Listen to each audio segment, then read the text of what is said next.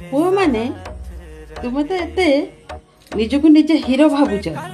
किंतु ए तीन जन ठारू किछि शिख जहाँकि जिम जाउछ बॉडी बनैबाकू पार्लर जाउछ हेयर स्टाइल फेस कट दाढ़ी ए सब बनैबाकू किंतु तम द्वारा गोटे झियो जोगाड़ हो पारनी जहाँकि बयस अतिक्रम कर जाउछि बापा माँ हारासमेंट होउचंती गोटे बोहू पाउना किंतु यही तीन जन को देख आंक ठारू किछि शिख जहाँकि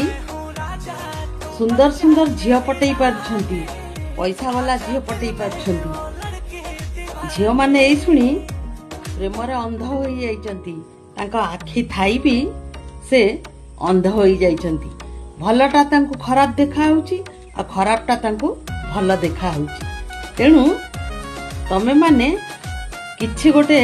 कार्य तम द्वारा हेउनी एई मानक ठारू किछि शिक्षा ग्रहण